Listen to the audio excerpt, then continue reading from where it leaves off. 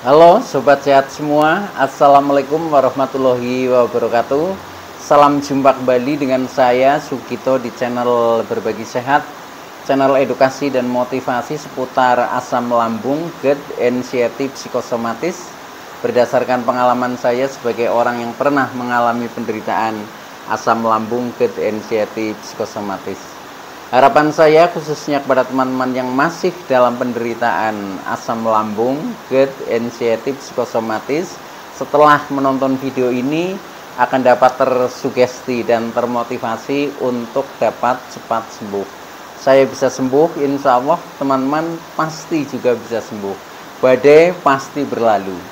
Baiklah teman-teman, pada kesempatan kali ini saya akan berbagi seputar asam lambung, GERD, anxiety, psikosomatis dengan topik dari asam lambung hingga kecemasan berlebih. Baiklah teman-teman ya, sebelum saya lanjutkan, tolong yang belum subscribe channel ini, klik subscribe dan loncengnya supaya teman-teman tidak ketinggalan konten video-video berikutnya. Dan jika suka, klik like, lalu bagikan ke sosial media teman-teman. Semoga bermanfaat buat kita semua.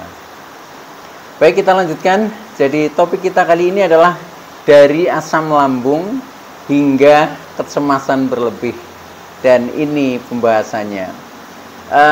Teman-teman semua, perlu kita sadari bahwa penderitaan asam lambung, GERD, anxiety, psikosomatis yang disebabkan oleh multifaktor ya, baik itu faktor fisik maupun faktor psikis, dengan sensasi yang sangat beragam mulai dari ujung rambut sampai dengan ujung kaki, yang sering kita kenal sebagai 1001 rasa sensasi, memang sungguh luar biasa ya, sungguh dahsyat dan perlu kita tangani dengan bijak agar penderitaan asam lambung, GERD, anxiety, psikosomatis dapat cepat membaik atau dapat cepat sembuh total.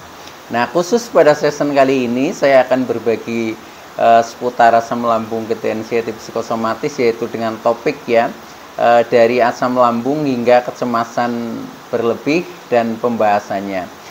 Ini penting ya, karena dengan kita istilahnya memahami ya, dari asam lambung itu akhirnya menimbulkan kecemasan berlebih atau hingga kecemasan berlebih ya. Nah, dengan seperti itu nanti kita akan mudah untuk mengatasinya ya. Jadi kita tahapannya itu paham dulu, nah setelah itu nanti kita baru mencari solusinya. Tetapi dengan kita paham yang memang betul-betul paham, itu sebenarnya juga sudah mengurangi kecemasan teman-teman ya. Jadi kecemasan itu akan mudah dikendalikan ketika kita sudah paham. Oh, ternyata cuma seperti ini, ternyata penyebabnya ini, ternyata karena ini ya, dan akhirnya bisa menemukan solusinya begini. Dengan seperti itu ya, nanti kita akan menjadi cepat membaik ya teman-teman. Tetapi ketika kita belum memahami hal itu ya, itu masih dalam kebingungan. Nah, semakin bingung ya, itu kecemasan berlebih itu semakin kuat teman-teman. Nah, itu jadi karakternya seperti itu. Itu seperti pengalaman yang saya alami juga seperti itu. Waktu itu ketika saya istilahnya masih dalam tahap kebingungan, luar biasa pokoknya ya. Jadi seperti kita tidak berdaya sama sekali ya. Dan itu pasti siapapun itu bisa mengalami seperti itu ya, kalau memang kita sedang dilanda istilahnya kecemasan berlebih itu ya. Nah, oleh karena itu tolong ya video ini ditonton sampai dengan selesai supaya tidak gagal paham. Dan alangkah lebih baiknya ketika teman-teman juga menonton video-video saya yang lain ya, yang lalu ya. Nah, agar melengkapi referensi kita ya, yaitu tentang gangguan seputar asam lambung, GERD, anxiety, psikosomatis, karena di setiap video itu saling berhubungan ya, saling berhubungan, saling mendukung ya. Nah, akhirnya memberikan pemahaman yang utuh ya. Nah, ketika kita pemahamannya sudah utuh, nah ini sebenarnya sudah 50% itu bisa sembuh teman-teman ya. Jadi seperti itu. Nah, yang 50% lagi itu memang harus ditempuh melalui banyak jalan ya. Contohnya kita harus merubah perilaku ya, kita harus melakukan terapi ini, terapi itu ya. kita harus menerapkan metode ini, metode itu seperti itu ya. Tetapi dengan istilahnya tekad, semangat yang istilahnya betul-betul dari dalam diri kita sendiri ya, itu pasti akan terlampaui teman-teman. Maka dari itu buat teman-teman yang masih merasakan memiliki sering merasa kecemasannya berlebih, itu optimis saja ya, optimis saja pasti akan sembuh ya. Cuma permasalahannya hanya kapan ya, jadi lambat atau cepatnya, nah itu tergantung dari ikhtiar kita masing-masing teman-teman. Maka dari itu jangan tanyakan kapan kita sembuh ya, tapi tanyakan kapan saya bangkit. Nah itu akan jauh menjadi lebih efektif teman-teman. Nah baik ya, kita lanjutkan. Jadi cerita saya itu seperti ini teman-teman ya. Jadi awalnya itu dari asam lambung. Jadi awalnya saya terkena katakanlah awal sekali itu mah ya, mah, tapi kemudian agak kronis, nah akhirnya menjadi asam lambung. Asam lambung selalu tidak normal. Nah dalam keadaan seperti itu, karena saya juga masih bingung waktu itu ya, sehingga untuk mengatasinya itu belum ada tip yang efektif ya. Nah akhirnya menjadi agak lama. Nah setelah agak lama itu kemudian asam lambung sering naik ya ke kerongkongan yang disebut GERD ya, terjadi reflux. Nah akhirnya di situ memunculkan banyak sensasi. Nah karena banyak sensasi itu sensasi yang belum pernah kita rasakan ya. Nah tiba-tiba kita rasakan. Nah mulai dari saat itulah ya, karena rasanya sangat luar biasa, ibaratnya di seluruh tubuh lah, dari ujung rambut sampai ujung kaki itu penuh dengan sensasi-sensasi yang tidak enak ya. Nah akhirnya kita mulai timbul rasa cemas, itu seperti itu. Nah tetapi sebelum itu kita pahami dulu ya, apa itu kecemasan berlebih ya. Kecemasan berlebih atau yang sering kita sebut sebagai anxiety disorder ya teman-teman. Nah itu sebenarnya tidak berbahaya ya. Tidak berbahaya karena apa? Semua orang itu punya kecemasan ya, punya kecemasan, cuma bedanya antara kita yang terkena anxiety disorder itu bedanya itu agak lebih ya. Jadi kecemasannya berlebihan ya, terlalu lah seperti itu. Tetapi kalau orang biasa ya, yang tidak menderita ini, itu kecemasan sebatas kewajaran. Jadi ini sebenarnya alami ya, alami. Jadi setiap orang itu ya punya rasa cemas, dan rasa cemas itu ya penting bagi tubuh kita ya. Karena apa? Karena kecemas itu sebenarnya untuk menyelamatkan diri kita ya. Contohnya ketika kita sedang berada di hutan ya, nah tiba-tiba kepetuk dengan ular yang sangat besar. Nah pasti kita akan merasa cemas, wah jangan-jangan nanti digigit ular. Nah akhirnya kita lari. Nah itu bentuk solusi dari kecemasan ya. Tetapi setelah kita lari ya sudah selesai, sudah merasa tenang ya, itu kan seperti itu. Atau mungkin kita di hutan ketemu dengan harimau ya. Nah kemudian kita merasa cemas kan, merasa takut. Nah setelah itu kita mengambil langkah lari ya, lari cepat-cepat pulang misalkan ya. Nah begitu kita sudah pulang, kita sudah di dalam rumah, posisinya sudah aman ya, sudah tenang lagi, itu seperti itu kecemasan yang normal. Nah tetapi buat kita yang terkena asam lambung anxiety psikosomatis itu beda ya.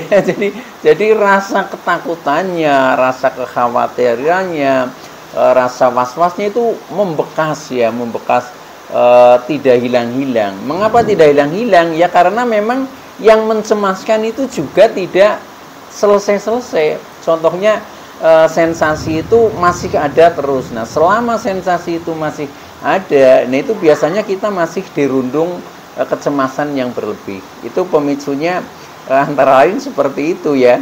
Nah jadi intinya kenapa kita terjadi kecemasan berlebih adalah karena yang pertama adanya sensasi-sensasi yang dahsyat lah, yang dahsyat atau yang luar biasa, apalagi yang dulu kita belum pernah merasakan tiba-tiba merasakan ya. Nah itu pasti setiap orang itu akan cemas seperti itu, tidak pandang bulu lah siapapun ya itu. Nah termasuk rasa-rasa yang menyakitkan ya. rasa-rasa yang menyakitkan, rasa-rasa yang menakutkan ya, atau rasa-rasa yang menekan secara psikologis, secara mental kita, secara pikiran kita, secara emosi kita, itu juga bisa menimbulkan kecemasan. Itu seperti itu ya, kecemasan yang berlebih. Nah, ketika kita sensasinya itu masih banyak, ini kompleks ya jadinya, karena sensasi itu juga gejalanya di tubuh kita merasa sakit ya. Nah, itu berarti kita juga mendapatkan sensasi yang menyakitkan. Nah, setelah sekian lama mungkin tidak juga menghilang ya, atau tidak juga reda sensasinya, akhirnya kita menjadi timbul rasa ketakutan. Ya, takut misalkan kepala selalu berat, selalu keliengan, selalu pusing-pusing. Nah, dulu saya sampai ketakutannya, wah jangan-jangan terkena tumor otak ya. Karena apa? Karena setelah mencoba dikasih obat ya, minum obat, kan obatnya ya obat sakit kepala ya, entah itu obat dari dokter atau dari mana ya, sama saja seperti itu. Nah, ternyata juga masih belum ada perubahan. Nah, akhirnya kan jadi timbul mulai rasa takut ya, pikiran menjadi negatif, itu seperti itu. Demikian juga sensasi-sensasi yang di lain tubuh lah ya. Contohnya misalkan yang di seputar dada ya, ketika dada merasa sakit, itu kadang berpikirnya, wah jangan-jangan jantungnya kena, jangan-jangan paru-parunya dan lain sebagainya. Itu seperti itu ya. Nah, itu bentuk kita terkena kecemasan berlebih, teman-teman ya.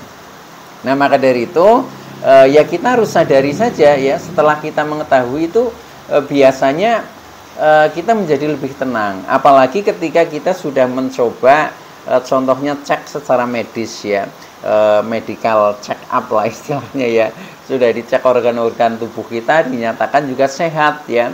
Nah, itu biasanya kita menjadi tenang begitu kita cek kemudian dinyatakan sehat, itu biasa seperti ada rasa sembuh mendadak ya, gitu, karena ada ketenangan.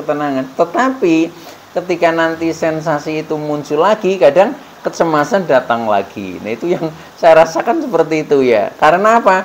Karena mental kita itu juga belum kuat. Jadi sering istilahnya mudah terombang-ambing lah, seperti itu. Nah, maka dari itu ya itu. Jadi hal-hal seperti itu harus kita sadari. Nah, cara menyadarinya pertama, kita memang harus tahu istilahnya tadi ya, contohnya penyebabnya kenapa kita menjadi punya kecemasan berlebih, yaitu ya berawal dari sensasi-sensasi yang sangat dahsyat, yang sangat luar biasa, yang menyakitkan dan menakutkan.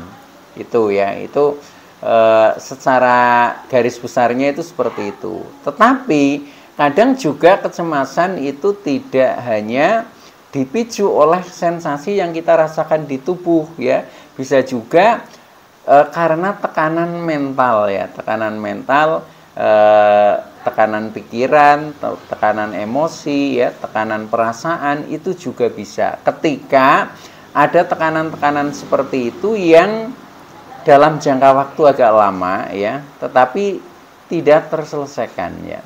Contohnya misalkan ketika kita punya beban pikiran yang mungkin berhubungan dengan pekerjaan ya, atau mungkin berhubungan dengan masalah hubungan sosial yang tidak harmonis dan lain sebagainya, akhirnya menimbulkan rasa marah, rasa jengkel, rasa dendam yang berkepanjangan ya, atau menjadi sedih berkepanjangan. Nah, itu sama, itu nanti juga ujung-ujungnya akan menimbulkan kecemasan yang berlebih itu. Maka dari itu ya, sadari, dengan kita menyadari hal seperti itu, kita tentunya jangan hanya diam ya, tetapi kita harus banyak hal yang harus kita lakukan agar kita bisa terhindar dari kecemasan berlebih tadi, atau kecemasannya menjadi normal kembali. Normal artinya kita tetap punya kecemasan, tetapi tidak berlebihan, sehingga tidak berakibatkan menambah sensasi yang kita rasakan, atau asam lambung kita juga jauh menjadi lebih normal karena tidak dipicu oleh rasa-rasa cemas tadi. Nah, maka dari itu yang lebih penting adalah solusinya, teman-teman. Ketika kita sudah mengalami penderitaan dari asam lambung hingga ke kecemasan yang berlebih. Nah, solusinya adalah ya, yang pertama itu kita harus selalu menenangkan diri kita ya, dengan berbagai jalan, dengan berbagai cara ya. Contohnya mungkin dengan minum air putih itu kan biasanya ketika kita sedang merasa berdebar-debar atau merasa tidak nyaman itu jauh menjadi lebih nyaman ya. Jadi air itu sifatnya menenangkan ya, itu maka dari itu sering lakukan saja ya, sering lakukan aja ketika ada rasa yang tidak nyaman. Nah, kita berusaha minum, kemudian kita mungkin membasuh muka ya, atau mungkin kita mandi. Nah, itu nanti akan merubah suasana, teman-teman ya, karena sifatnya air itu memberikan kedamaian, ketenangan, kesejukan, itu seperti itu ya. Jadi menenangkan diri kita ya, itu seperti itu yang pertama yang harus kita lakukan. Kemudian yang kedua, tenangkan secara spiritual ya. Jadi tenangkan secara spiritual, contohnya kita misalkan berdoa ya, berzikir ya, beristighfar dan seterusnya ya, sesuai dengan keyakinan kita lah. Intinya kita lebih mendekatkan diri ya, lebih mendekatkan diri kepada Sang Pencipta, itu seperti itu ya. Entah apapun agamanya itu sama saja lah, ketika kita mendekatkan diri kepada Sang Pencipta, istilahnya kita meningkatkan iman dan takwa kita, itu pasti ya, secara mental kita jauh menjadi lebih tenang ya. Walaupun untuk awal-awal kadang berat juga, tetapi dengan rutinitas kita lakukan terus ya, nanti bisa merasakan, oh ternyata menjadi damai seperti itu ya. Tetapi ketika kita melakukan baru sekali, 2 kali itu kadang belum ya. Jadi ini butuh proses ya, karena merubah karakter ya, jadi merubah karakter mental, karakter perilaku. Nah, itu yang harus kita rubah, itu seperti itu ya. Nah, itu yang kedua ya. Nah, jadi tenangkan diri kita ya, baik secara fisik maupun tenangkan secara psikis atau secara mental. Pokoknya lakukan sajalah. Termasuk tip-tipnya juga banyak saya berikan ya, termasuk di video-video yang lalu juga pernah ya saya menyampaikan, itu bisa diputar kembali ya. Jadi ini secara garis besarnya seperti itu. Nah, kemudian selain itu, tip yang berikutnya ya, setelah kita berusaha menenangkan diri secara fisik, menenangkan diri secara psikis ya, contohnya tadi 2 hal, 1, 2. Nah, kemudian yang ketiga yaitu kita bersyukur apa adanya. Nah, bersyukur apa adanya ini maksudnya kita menerima apa adanya. Nah, termasuk menerima kecemasan itu. Jadi rasa-rasa yang tidak nyaman ya, rasa-rasa yang mungkin menyakitkan, rasa-rasa yang menakutkan ya, rasa-rasa yang menjadikan kita khawatir, menjadikan kita was-was ya, menjadikan tidak percaya diri, itu semuanya harus kita terima ya. Harus kita terima, makanya intinya bersyukur apa adanya ya. Nah, setelah kita menerima itu juga tidak mudah ya, tidak mudah. Jadi menerima ini maksudnya menerima secara lahir dan batin, teman-teman ya. Jadi walaupun sakit ya, walaupun tidak enak, rasanya tidak nyaman, rasanya takut, itu coba saja nikmati, teman-teman ya. Ketika kita sudah bisa merasakan, oh ternyata orang sakit seperti ini rasanya, cemas seperti ini rasanya, takut seperti ini rasanya. Itu setelah nanti betul-betul kita merasakan ya, dan teringat di dalam memori kita, ternyata cemas ini seperti ini rasanya ya. Nah, nanti akan selesai, teman-teman ya. Jadi sudah tidak akan cemas lagi ya. Contohnya ketika kita ketakutan ya. Ketika kita ketakutan, kemudian kita coba nikmati dan kita rasakan. Takut misalkan kok seperti ini ya, rasanya seperti ini. Sebabnya dari mana? Kenapa kita takut? Jadi banyak pertanyaan di dalam diri kita. Tetapi setelah itu berusaha ditahan ya, artinya kita sedang proses menerima rasa takut itu ya. Setelah itu nanti akan selesai. Oh ternyata enggak apa-apa kok. Oh, ya, seperti itu ya. Ternyata enggak apa-apa. Ternyata saya baik-baik saja ya. Ternyata itu semua hanya ilusi. Sampai bisa memutuskan seperti itu ya. Itu. Nah setelah bisa memutuskan seperti itu, ternyata saya baik-baik saja. Ternyata saya tidak takut. Ternyata saya tidak cemas ya. Saya tidak khawatir. Saya tidak was-was. Bahkan saya tidak merasakan sakit. Nah setelah seperti itu artinya sudah bisa menerima teman-teman. Nah nanti ketika sudah bisa menerima seperti itu ya akan selesai teman-teman. Tetapi ketika kita belum menerima, itu sifatnya akan menguji terus. Ya, belum akan menguji terus ya. Seperti akan melawan terus ya, akan datang terus, itu seperti itu. Itu sifatnya seperti itu. Maka dengan istilahnya ikhlas kita terima saja ya. Setelah ciri-cirinya menerima seperti tadi ya. Jadi kita sampai bisa merubah perasaan kita. Itu seperti itu. Nah, dengan seperti itu nanti rasa-rasa tidak nyaman itu atau rasa kecemasan berlebih itu akan selesai, teman-teman. Coba bayangkan saja, rasakan saja itu seperti itu ya. Memang ini sulit karena apa ya? Karena sifatnya abstrak ya.